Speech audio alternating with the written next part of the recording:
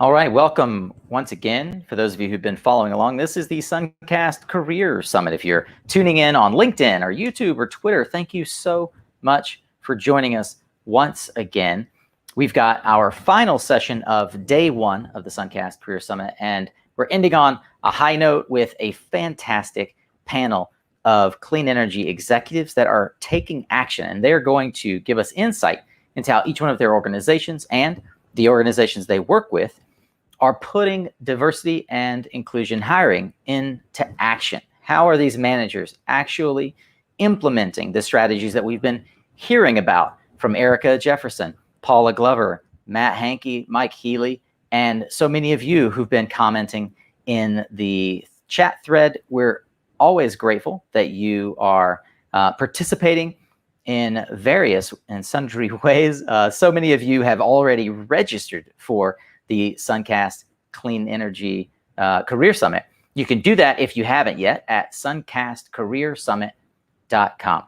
Who am I? I'm Nico Johnson. In the event that you haven't seen me yet on LinkedIn or in your podcast feed, I'm the founder of SunCast Media and our flagship podcast, SunCast, where we interview industry executives to help you understand the career progression into and up through the clean energy business for founders, entrepreneurs, intrapreneurs, and folks across the clean energy spectrum.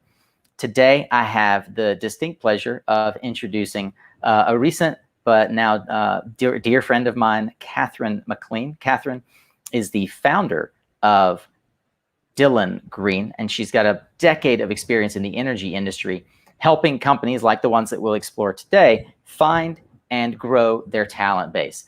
Catherine has herself been doing some very interesting interviews, so I would encourage you to find her on LinkedIn. Before we get rolling and I bring Catherine onto the stage, I just want to say thank you once again, as we have all day, to our sponsors. And we have a quick message from our sponsor. Let's see, Alex, can you run the clip? I actually don't see it. I thought we had the video clip here. We'll do that in a little bit. But thanks to LightSource BP, our title sponsor, for helping bring the SunCast Career Summit to you all. Thanks so much as well to Solaris Global, our networking sponsor, and to Soul Systems, PVEL, Dylan Green, and Amicus Cooperative, Solar Power, Sets, and PV Magazine, PV Buzz. You all have been wonderful. Thank you for helping us share the message with the masses. Thanks as well to our SunCast tribe. Those of you who've already joined our circle of clean energy insiders, we are so happy to be sharing so many job opportunities and insider tips and tidbits and secrets with you. So if you're not sure what we're talking about, then you should register at suncastcareersummit.com, and you'll get an email to join the SunCast tribe and check out the conversation that's happening. But for now, I'm going to go ahead and invite Catherine to the stage. Catherine, welcome to the show. Thank you, Nico. I'm going to gracefully bow out. The stage is yours, my friend. Thank you. So I'm Catherine McLean. I'm founder and CEO of Dylan Green. Dylan Green is a clean energy recruitment firm in the Washington, D.C. area, but we recruit nationally throughout the U.S.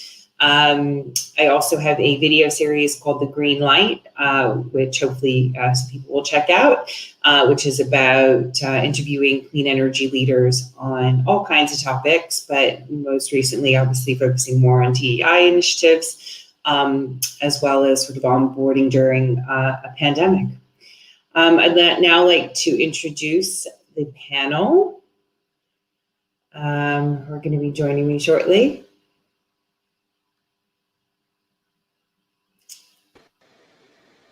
There they are, Melanie, Lindsay, and Paige. So ladies, if you could please introduce yourself. We'll start with Melanie. Sure. Thank you, Catherine. And hello, everybody. It's a pleasure to be here. I'm Melanie Santiago Mosier. My pronouns are she and her, and I'm the Managing Director for Access and Equity for Vote Solar. We're a national nonpartisan nonprofit organization that works at the state level to promote programs and policies to make solar more affordable and accessible for all. We've worked with the solar industry hand in hand for almost 20 years on critical policies like net metering, renewable portfolio standards, rate design, lots of other things that make solar work for you and for our customers. In recent years, we've turned our focus much more sharply to equity when it comes to solar and other clean energy technologies. So I lead up our diversity, equity, inclusion, and justice work at Vote Solar, which involves 3 areas. First, we're working on ourselves as an organization to be more inclusive and representative. Second, we're improving how we work with partners in the frontline communities and communities of color. And third, we're honing the programs and the policies that we work on to make sure that we're advocating for solar and clean energy solutions that are more equitable so that we're not repeating and perpetuating injustices that have been intrinsically baked into our current energy system. So we'll go into this later, but I just want to leave right now that, creating an inclusive and representative organization and solar industry is critical for a number of reasons. So thank you again for having me. I look forward to this conversation. Thank you so much, Melanie. Lindsay? Hi, everyone. My name is Lindsay Reichert. I am a HR and recruitment partner with Cypress Creek Renewables. Cypress Creek, we are a fully integrated solar and storage company. We develop our own solar and storage projects, as well as offering asset management and operations and maintenance services for owned and third-party assets. I've been in the HR industry now for a decade. It's crazy to call it a decade. And I've been a part of multiple industries, most recently now focusing in energy, and definitely bringing forward a lot of my best practices learned regarding diversity, inclusion, equity, and justice initiatives. We have just recently started our own initiative and committee within Cypress. So really excited to bring those experiences, into this conversation, as well as leading up our talent acquisition effort, really focusing on building up those diversity pipelines so we can bring those into Cypress Creek and create a more diverse, inclusive, and equitable company culture. So I'm excited to join this. Thank you. That's great. Paige?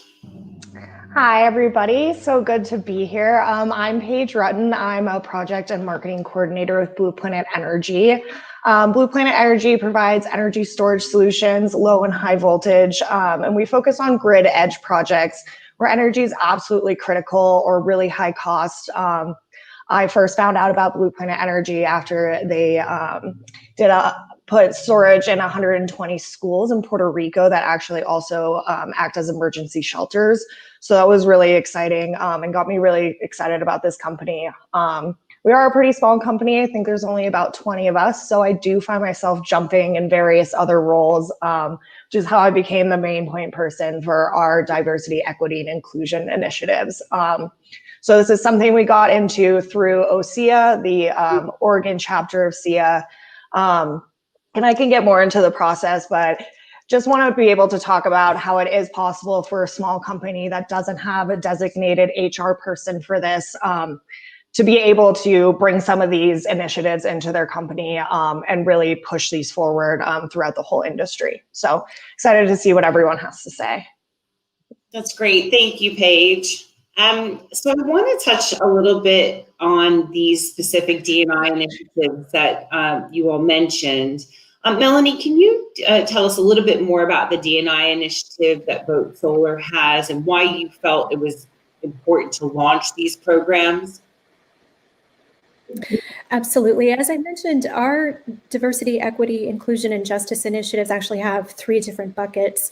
It's critical to do this work for a number of reasons. So first, From a workforce perspective, we know that organizations with greater diversity have a better bottom line. And the data tells us that we all need to do better on this front. Second, on the consumer side, we know that communities of color, environmental justice communities, and other historically under-resourced communities are not receiving the benefits of solar.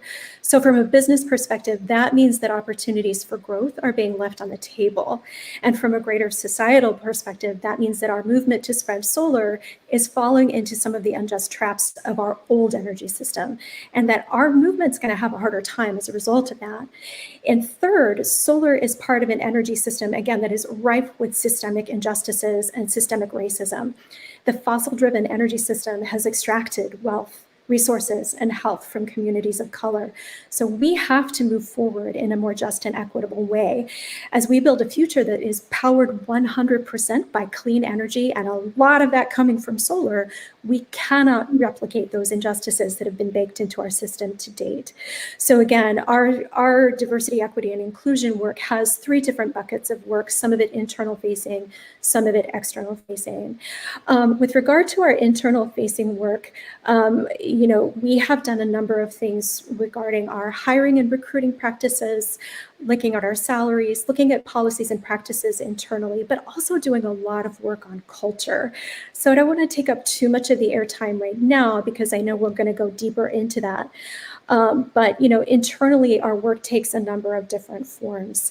So first off, we've been privileged to be part of a learning cohort that has been sponsored by a foundation of different environmental organizations, different green groups who really are focused on and want to learn more and put into practice best practices. So we've been able to participate in a learning cohort with about a dozen other organizations, learn from each other, share best practices, and get training ourselves.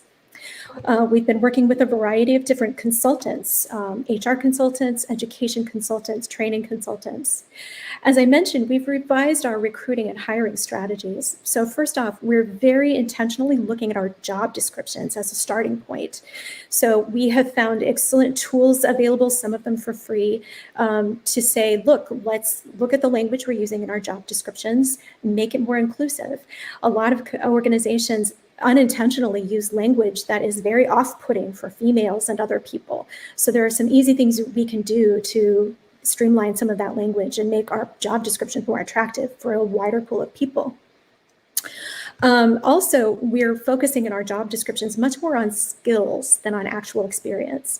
So Vote Solar has some extremely skilled, extremely knowledgeable people on our staff, but we've come to realize that, there are a lot of people out there in the world who can contribute their skills to what we do, and we can actually bring them up to speed on what it is we need them to do for solar, for this industry going forward. So we don't need to keep looking for those unicorns out there.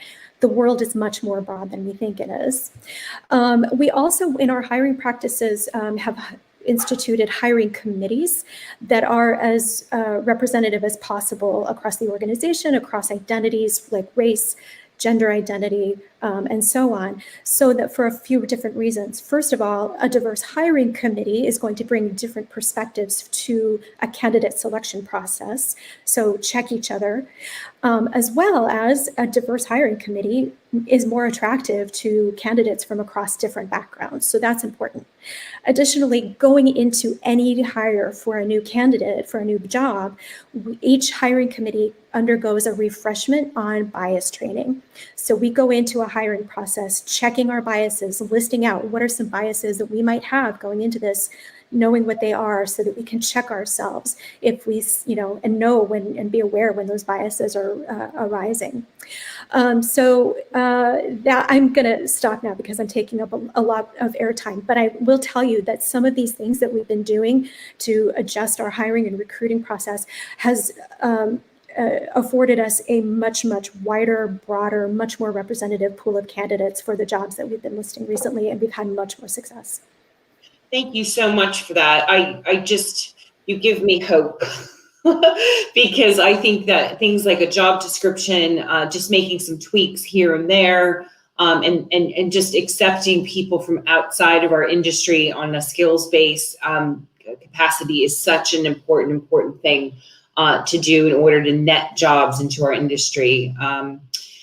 Lindsay, can you tell us a little bit about Cypress Creek's D&I initiatives and sort of why you guys decided to launch these programs, et cetera?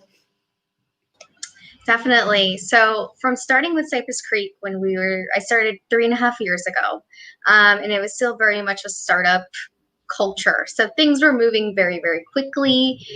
We were very heavily relying on referrals to fill key open positions. And we also didn't necessarily have a baseline for a recruitment process. And so that was leading to, this pattern continuing and continuing.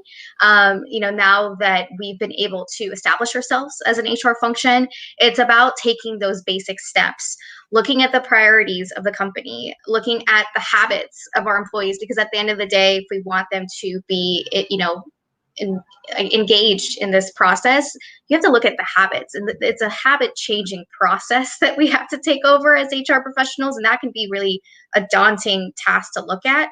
Reinforcement just helps with that, and then taking a look at the systems that we have, and ensuring that we are able to address an inclusive and equitable process. We didn't have a recruitment system before, or a talent management system, so that's something that has been a huge help in giving our management team a full overview. Those are kind of some of the internal items that we've worked on.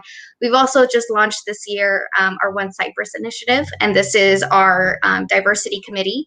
Most recently this month, we launched our series on racial injustice. So we're calling it a kind of a series on injustice, so we can kind of continue on the theme in different areas throughout next year, focusing on racial injustice currently, because definitely our leadership team sees a huge focus and huge priority and need to ensure that our employee base has a good understanding of the historical and systemic racial injustices that have occurred here. And we're obviously speaking to a majority, I guess, of the audience. So it's important for everybody to have that base understanding. So when we actually when we do launch these more aggressive diversity recruitment efforts, that those individuals are coming in and we understand that there is a organizational colorblindness that affects every organization at the end of the day, and that there is, there is a time that we're able to check our biases as well. We're going to be doing bias training here before the end of the year as well. And so, we have the leadership buy-in. We have now the proper D&I team to really address this. Now it's just continuing to lay those blocks in the foundation, and looking at how do we redesign our systems? How do we measure, right? That's such an important part of this, as well as setting that baseline, setting your targets, and continuing to grow from there. And then how do we change these essential habits that really affect both, I think, DE&I recruitment, and as those individuals are going through the remaining portions of their employee life cycle, how do we address them at each point, so we can ensure that there is an inclusive and equitable process occurring, especially with recruitment as well.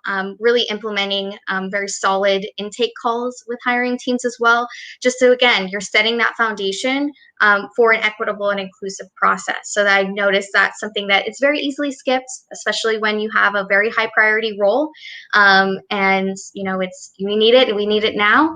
It's still important to take that time and to instill, again, reinstilling the bias training process in those calls, and also setting forth, here's the guideline that we're going to follow, and holding, I think the biggest part of this is holding people accountable for those actions. And that's definitely something that as an HR team, we are empowered to do, and definitely has affected the hiring process and the environment within Cypress. So really excited to be a part of that. Thank you for that. And I couldn't agree more. I mean, you have to hold hiring managers accountable, because this can easily go out of people's minds if it's not continued to be pushed over and over and over. So it's really important to hold people accountable. Paige, do you want to tell us a little bit about Blue Planet Energy, their D&I initiatives, and what brought them about? Yeah, of course. So like I touched on real quickly, so SIA was kind of how we first got the inspiration, I guess, for diversity, any kind of action on it. That was kind of probably at the end of February. So I think we all know what happened pretty much right after that was COVID, and it got very much pushed to the back burner. We were all trying to, as a small company, figure out how we could be most effective. And that kind of just wasn't on the top of the priority list. And then, as the world kept going, we now saw all of the really stressful times and protests and a ton of things going on, and it really got pushed back to the forefront. And that's when a few people on the team were really, pushing for this initiative, and we got leadership buy-in from our CEO, and a few of us were like, okay, we're just going to do this. So I think that was one of the biggest things for us, is having, actual buy-in from, at least 5 or 6 people on the team to get everyone else kind of inspired. Thankfully, we had a few places to reach out. As I kind of took point on it, we're part of Elemental Accelerator, so they have their own diversity program. Very helpful. We run our payroll through a company in Hawaii where we're based out of, and they also had a diversity HR person to help me out. So reaching out to people that you have at your disposal, even, us that here on this panel, if you've had a friend or, neighbors, pretty much anyone that you can talk to. Because I had no idea, what I was doing. I'm not trained in this. I, was just passionate about wanting to do this, and people on our team were passionate about wanting to do this. So we have signed a pledge with CEO Action, which is an organization run by PricewaterhouseCoopers. And they also have a ton of resources. They have unconscious bias tests, trainings, books, recommendations. So that was super helpful to just already have all these resources available to us. And so moving forward from that, we have created a committee. So there's about 5 of us, and we're all kind of responsible for each different thing. We have quarterly meetings. We now have a diversity email that anyone can send in suggestions, or if they want to talk about things. We also have a confidential Google form in case anyone in the company, since we are so small, sometimes it can be hard to talk to your manager or coworkers about, subjects such as these that can be really sensitive. So having a confidential form where people can anonymously send in opinions or suggestions has been really helpful. And this is kind of the perfect time for me to be talking about this, because we're just hiring 2 people. And I think it's the first hiring we've done in about a year, probably since when I started like a year and a half ago. So it's kind of the first time to be able to put these into action. So like Melanie was saying, we really tried to put our language as gender neutral as possible, really focus on skills. And we made sure to put, what diversity means to our company in the job description, so that they get a feel of what we're talking about. We're talking about diverse ideas, thoughts, and people, because this is, a global problem that we're trying to solve, and we're going to need a global solution for it. So we're going to need as many people as we can with as many ideas as we can. It's never going to be a one-size-fits-all type of thing. And as well, we also have kind of a hiring committee where we probably have 4 or 5 different people that'll each interview and not really talk to each other until they all get to interview the candidate, and then kind of come together at the end. So we're making sure that they're coming in with their own opinion, and, trying to make sure that all of the different biases kind of try to neutral out at the end. So yeah, there's a few more into the culture things, but that's kind of what we're trying to do at the very first level, at least. And we know it's a learning process, and we're just getting started. And it's gonna, keep growing and hopefully getting better and more effective as we move on. Thank you for that, Paige. And I think it is really important what you were saying about putting it in the job description. I mean, so many times companies say to me, how do we become more diverse? How do we attract more diverse candidates? And I said, well, where is it on your website? Where is it on your LinkedIn page? Where is it on your job description? So how do these people, if I'm a candidate and that's really important to me, but it's not anywhere to be found, I'm going to a company where it is going to be, there to be found. So it's important that you tell people. One thing that struck me, each of you said quite a lot about unconscious bias. I have a question. I'm interested to know if any of your organizations have thought about going to a no-name policy for resumes. One of my clients has a computer system, their recruitment system, their APS system, that gives a jumbled name. So it'll be like the name of a fruit and the last name is the name of a vegetable, like for example. So, just to really, because there's a lot of data that suggests that's where it starts, with someone's name. So have any of you had those conversations internally?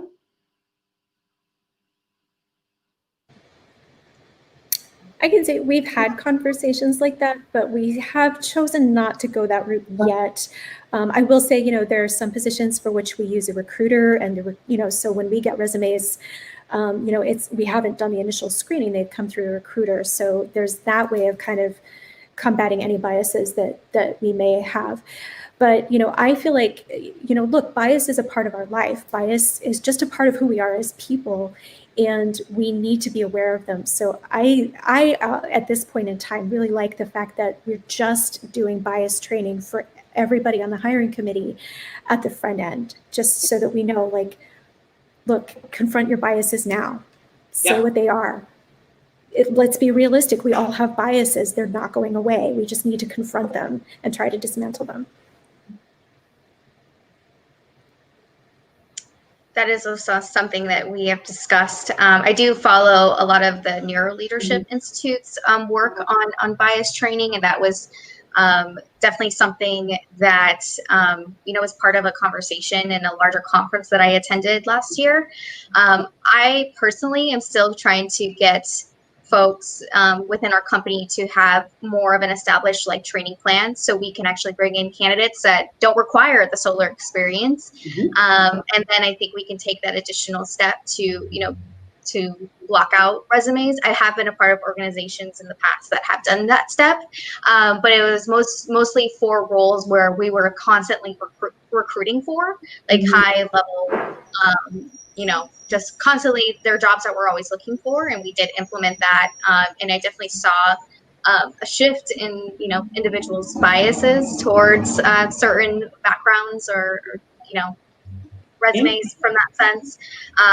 So it's definitely a really interesting practice, and even also talking about creating diversity slates. That's also been a part of our conversation as well in terms of recruitment. But at this point, we haven't taken that step, but it's definitely on our list of priorities to address within the recruitment process. Is there anything you want to add, Paige? Yeah, we've discussed it. We just sadly don't have the manpower behind it at this point. But again, these are the first two jobs that we're kind of really starting these out with. So, hopefully in the future we'll get a more sophisticated process down. Yeah, it's slightly controversial, but it's something to think about. And it's interesting that what Lindsay said, that when she has had experience doing it, there were some changes in hiring. So something to think about. So I have a couple more questions that I want to cover. And we've touched on it a bit, this diversity of thought. So focusing on people with different industry backgrounds and what they can contribute, rather than what they look like on the outside. This is an enormous challenge for me as a recruiter to try and get companies to do. It is literally my biggest challenge. The biggest objection I get is, oh yes, we said that we want this and that we're open to this, but actually it's going to be kind of hard to train them. We don't really have the time, and solar is so complicated.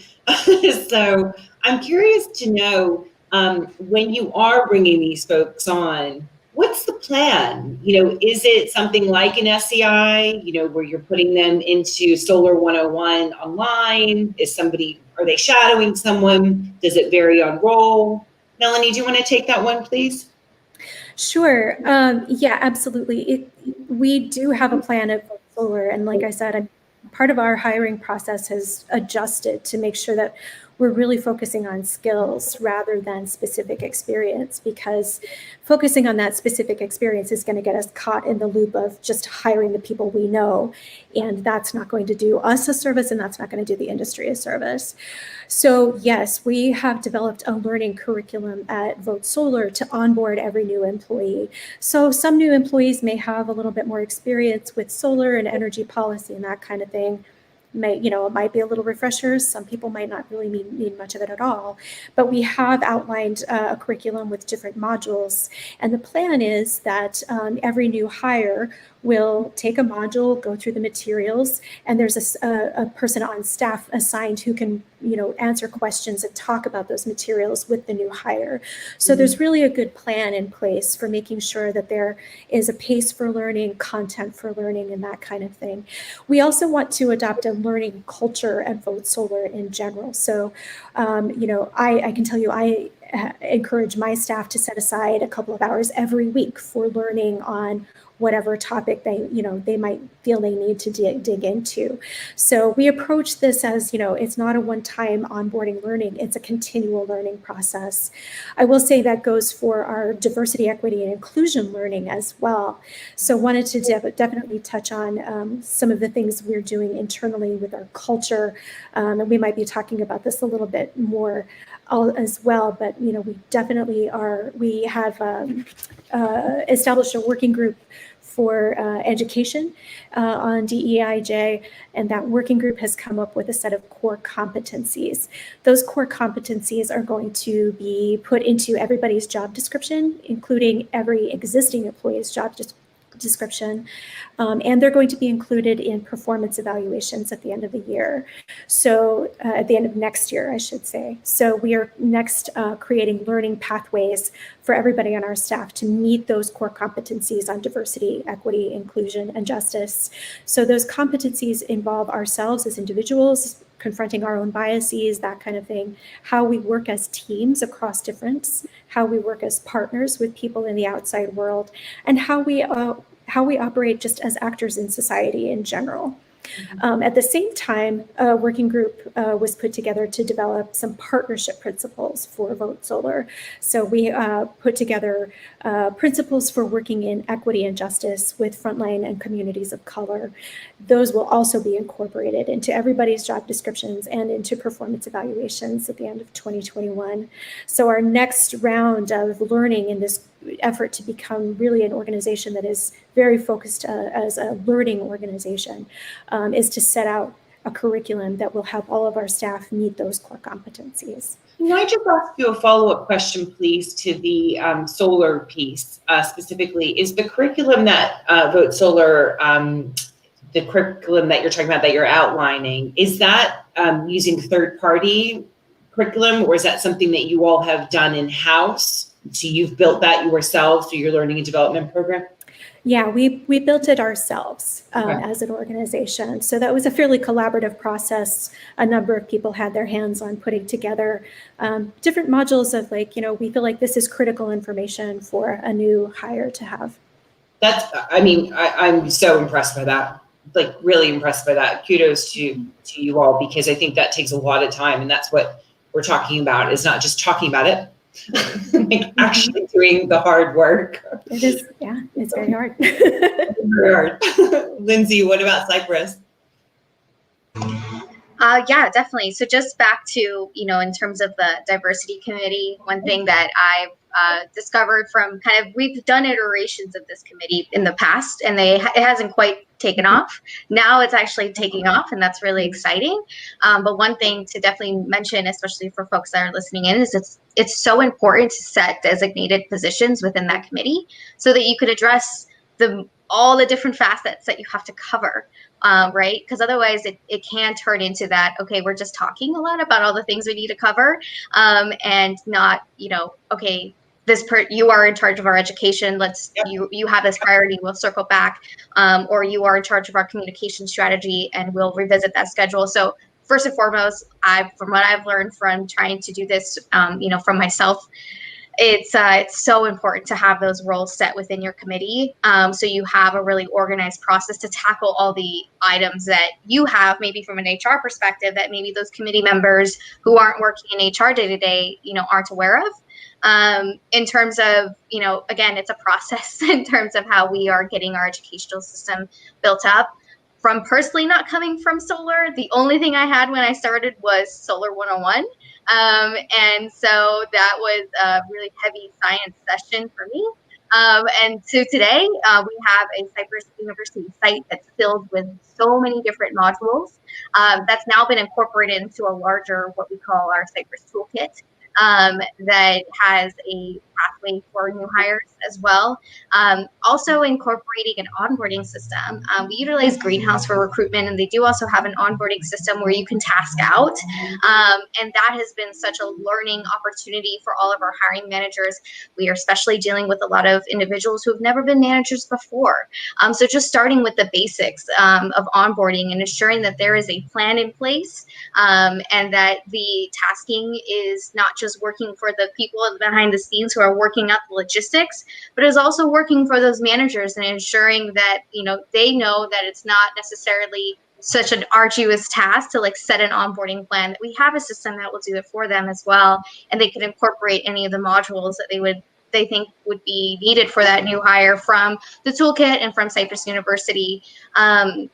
There is definitely also a shadowing element involved within our culture. That's just always been a part of it. We have done mentoring programs as well. Now we have launched a more formal mentor program that I'm really excited to dive into next year. And we can see, how we can build up some of the deficiencies and that people feel they may have in their skill set, not just focused on their personal development, but also, for me, it's there's certain areas in the business that I want to learn more about and what we're really focusing on there.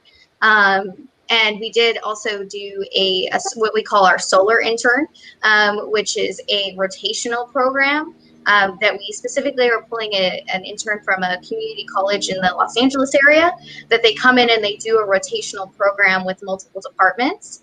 And we do focus on individuals who have never had any solar experience before. So even just going through that exercise with those departments, we've built up a really great curriculum for our interns, because it's also just, intern programs are such an important part in building that recruitment pipeline as well. And as much as we've really built up a curriculum there, it's something we're definitely trying to mirror in our full-time process. And again, it's just continuing the work. Every month I pretty much have a job that comes across my desk that is with a manager who's never recruited before, nor ever managed somebody before. And so when you start to see those trends occurring, it's important to start to write these processes and this information down, so you have a standardized process when those individuals come across your way as an HR professional. So really a lot to do and a lot more to go in terms of where we're going. But I think it's so important. You're one of the first people I think to ever say that to me, that you're working with managers to recruit who have never actually managed nor recruited. That is such an enormous opportunity to ingrain in how they will always be, to have DEI at the forefront of what they do. Because I think a lot of the challenge that I have with managers, middle to senior managers who've been in the industry forever, they have someone that they want to hire. HR is saying, no, you can't hire another one of your friends from the company that you used to work at. And the C-suite is saying, please, let's bring some other people in. But they are so used to wanting bring their buddies from the other company. They all travel to the next company together, right? So I think that I love that you said that, Lindsay, because I have not heard that before. And I think that may be one of the solutions to addressing this, doing it with younger managers, more junior managers. And if I can add on to that, it goes deeper, it goes beyond just the hiring. Lindsay, I'm so glad you brought this up, because the success of new candidates that we're hiring from across different backgrounds very much depends on the competence and comfort and confidence of managers to be able to communicate and manage across lines of difference. So, managers really need a lot of support and a lot of training, in order to communicate effectively and give effective feedback to people from different backgrounds, regardless of what that different background might be. If your managers aren't set up for success to be good managers, then those candidates, those new hires also aren't set up for success. Paige, do you have anything to add? Not particularly on new hires. I guess we sell through a dealer network. So thankfully we kind of already have a process for onboarding, dealers who, already know about the industry, but, that's an easy way for them to kind of figure out how we work and, what our company culture is like, kind of right off the bat. And then thankfully two of my coworkers, are excellent trainers. Kyle Bolger specifically has been with Solar Energy International for, I think, 20 years at this point. So it's very knowledgeable, and there's always kind of someone in our company that you can reach out to and they're happy to help. That is kind of one of the benefits of being small, is that, everybody knows so much about their position specifically. They're very open to, helping people out and educating them. So. And I think it's great when you do come from a smaller company that is addressing this right from the beginning, because it's a lot easier to do it from the beginning than to try and do it retroactively. Yeah. as you get up to. So, yeah, exactly. And then ongoing support. We do have like quarterly diversity meetings where, we do have a kind of a hot topic that we're talking about. Right now, we are going to be talking about what we want to do in our hiring practices, and anyone on the team can kind of chime in.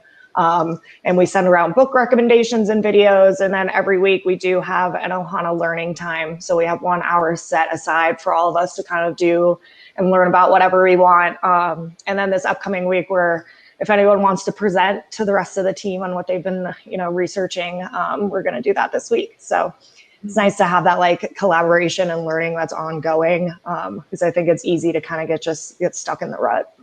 Yeah. So I'd like to open it up. I don't know if anybody that's listening to us at the moment has any questions or anything that you want to ask.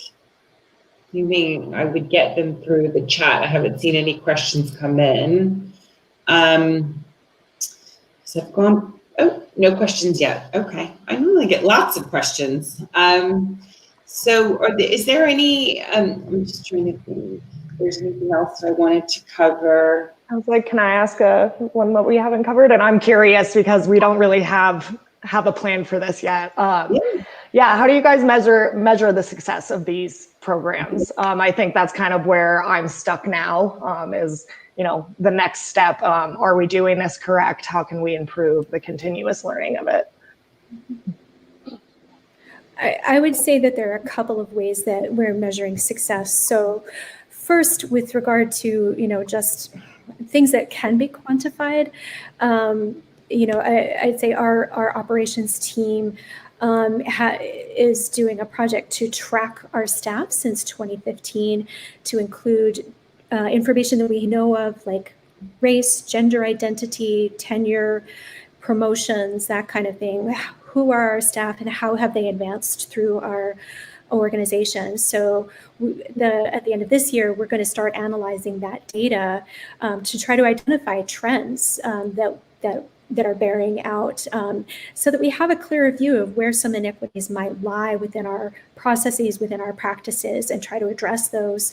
At the same time, trying to do all of that with an eye toward confidentiality and making sure, everybody is treated with respect and nobody's information is shared unduly. The other thing that we're tracking is a little bit, well, it's very hard to quantify. It's our culture, right?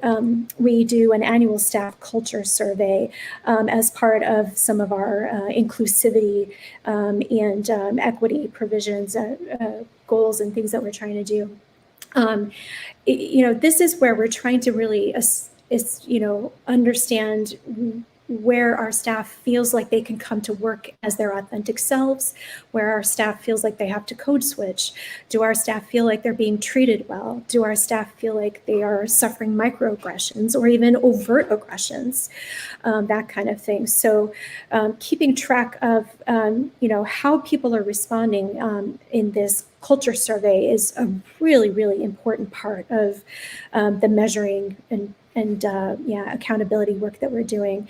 I also talked about how our core competencies for diversity, equity, inclusion, and justice, and for equitable partnerships are going to be baked into our job descriptions and into our performance evaluations. So that for us is a key point of accountability, being able to establish a system and establish metrics for holding everybody accountable towards their own learning, towards being good partners, towards being good colleagues with people across a range of differences. So we definitely know that measurement accountability is really, really important.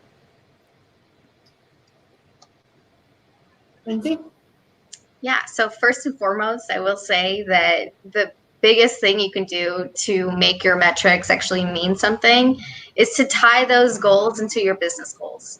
To tie the goals into the goals of the leadership team, because obviously, when they're going to executive team meetings, what are they reviewing most of the time? A lot of different dashboards and a lot of different metrics that tie to the business. So if those D&I metrics are not a part of that, then you're definitely missing some buy-in there. You could have leadership buy-in, and if there's pushback to include that in that, it's something that I would stay on in terms of like, if this is really important, that this should tie directly back into our business goals. Mm-hmm. And it's so important to measure the behaviors and not facts. And how the actual business, like how the actual employee life cycle is occurring. So, you can do it in multiple categories, in recruitment and training and external diversity and advancement and your culture metrics. There's so many different pathways with metrics. So I won't, necessarily dive in there, because you can keep going on about, what kind of metrics you can pull to accurately measure your efforts from that end. The one thing I will say from experience is you definitely do a disservice to the integrity of your surveys if you're not prepared to take action after you receive those results. That is so important to employee, into employee engagement, that, if you continue to do surveys and there's not a ton of action done after those, then people are not going to do your survey. There's already a barrier when it's coming from HR sometimes. So you want to take that barrier away as much as possible by being prepared as a team to address what you're probably going to get back from those surveys. So those are my tidbits there. Such a good point. Like accountability, being ready for the answers to the questions that you're asking, and then what do you do about it? Having a plan of action. I have a question from Matt Harris. Many of us are working hard on these transformations. How can we collaborate and share lessons learned and resources beyond forums like this? Is anyone tracking info that is working for them and making them available as an open source? That's a great question. I guess I can start there.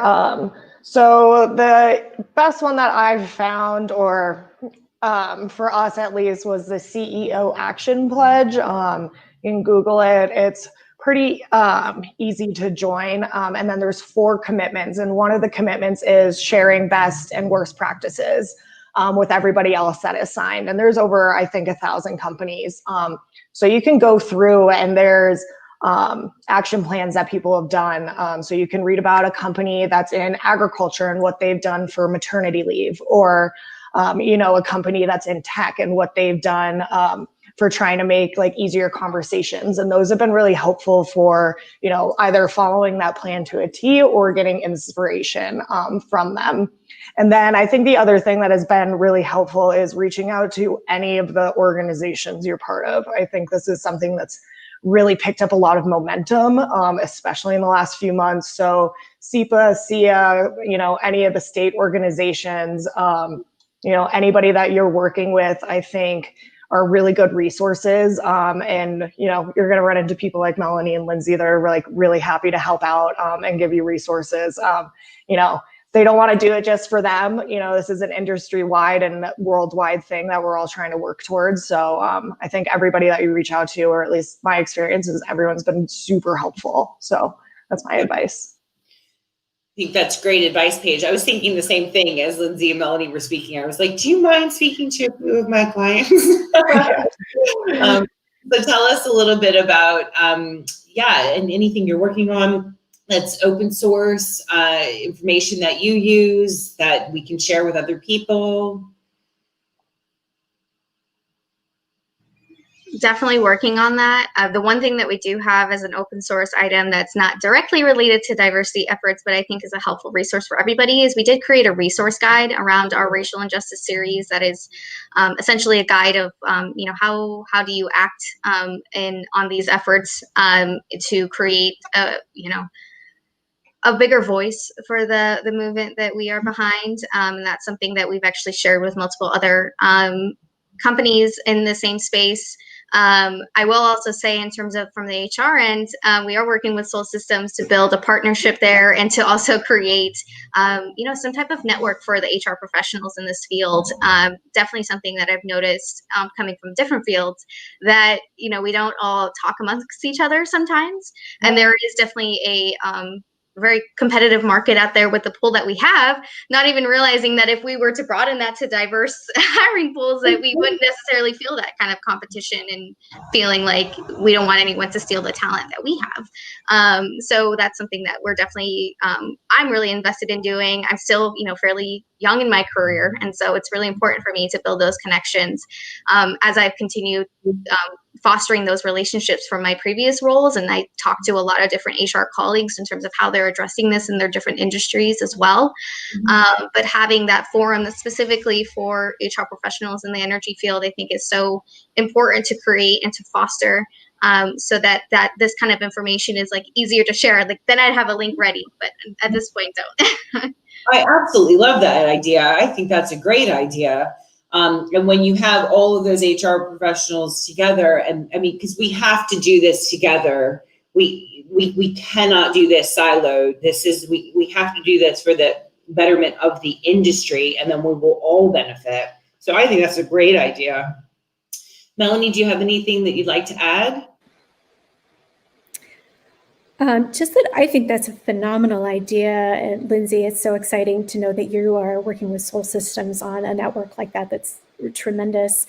Vote Solar's been privileged to be a part of, again, a learning cohort of environmental organizations. So we sort of have our own group to share best practices. But I think that there are a lot of different professionals out there who I think would be open to, again, like an HR professionals group. I myself belong to like a more general equity officers group. So there are some groups out there, and it's exciting to know that there are more. In terms of sharing resources and finding more resources, there are so many resources available. A couple that I love is a website called racialequitytools.org. There is a plethora of tools, resources, articles, books, you name it, available on that website, even some curricula. The W.K. Kellogg Foundation has come out with some really excellent materials to get you started as well. So those are just a couple of resources among the, again, large universe of resources available out there, but that I found very helpful. That's great. We have one more question. This will be our last question because we only have 5 minutes left. This is from Sabrine. Would it help hiring managers if applicants identified things like their race and gender in cover letters? Should they belong to an underrepresented group, or is this inappropriate? I can take this. Mm-hmm.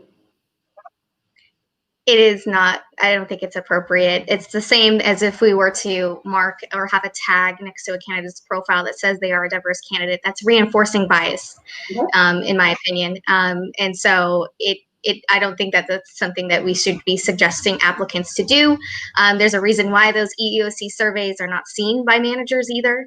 We never want to make a judgment based upon anybody's background. And that's why it's so important for it to be at the bottom line, you're going to start to bring in diverse candidates when your process is equitable, and not just in hiring, but in onboarding and training as well.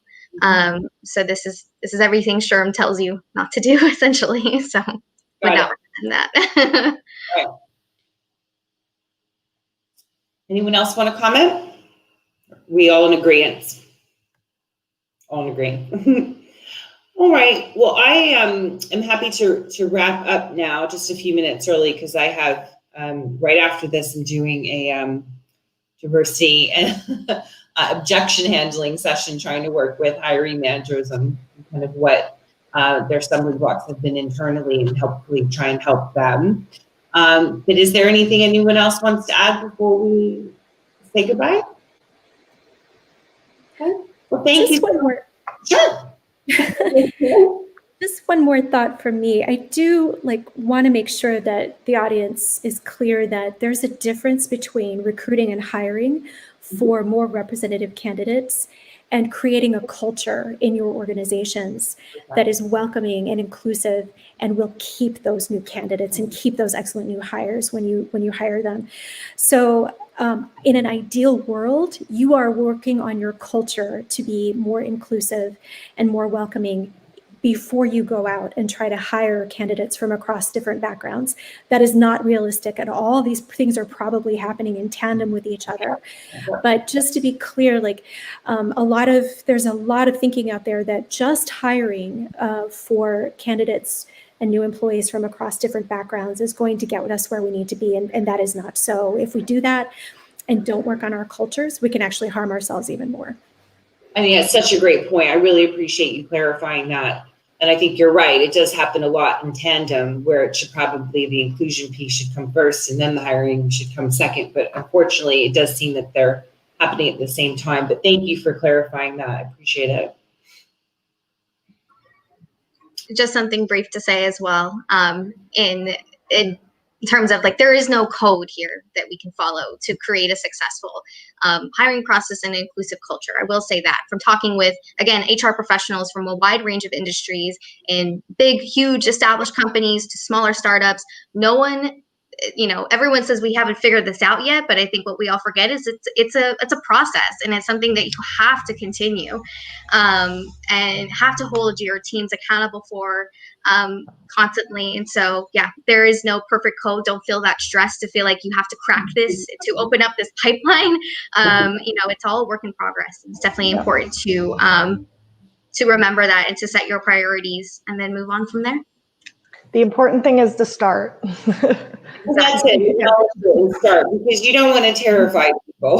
You want, to bring people in and welcome them into doing this kind of work, and being, aware of it. For a lot of people, it's really scary and uncomfortable. And so we want to make it as inclusive as possible. So, all right. So where is Glenda? All right, I just wanted to make sure you guys close out that statement. Thank you all. Thank you, Catherine. Thank you, Melanie. Thank you, Paige and Lindsay, for joining us on this amazing panel. You guys have shared amazing insight, and I'm sure everyone who is watching are taking a lot of tidbits back to their offices, hopefully, to really implement all these actions into their hiring practices. I'm going to go ahead and put you all backstage. You guys are free to chat. All right. And Catherine, thank you so much for moderating. I also wanted to make sure that people are aware that coming up next is our workshop with Catherine. It's going to be slightly delayed because obviously she's here with us on this session. But please, if you are a All Access or Evergreen Pass person, please make sure you jump into AirMeet on that link that you were provided and join Catherine back at the objection handling workshop. I'd also like to make sure that you all please check out our suncastcareersummit.com website if you haven't yet and registered. We have amazing sessions tomorrow and also on Thursday. You'll have access to all the sessions for free, but you'll also have access to the workshops and more networking with that Evergreen or All Access Pass. Wanted to make sure that we thanked our sponsors as well. Lightsource BP as our title sponsor, Solaris and Soul Systems, in addition to all of our partner organizations you see here. We also have a video to share. And also please, again, check out SunCastCareerSummit.com for more information on the sessions coming up tomorrow. We're excited to have you all. I wanted to remind you folks to also follow us on LinkedIn, Twitter, and join us on our private SunCast Tribe community on the Circle, which you'll have access to when you register to the All Access Evergreen Pass and for a limited time on the Free Pass. And thank you again. Please see us at the AirMeet link. We're going to go ahead and shoot you that video from Lightsource BP. Thank you very much.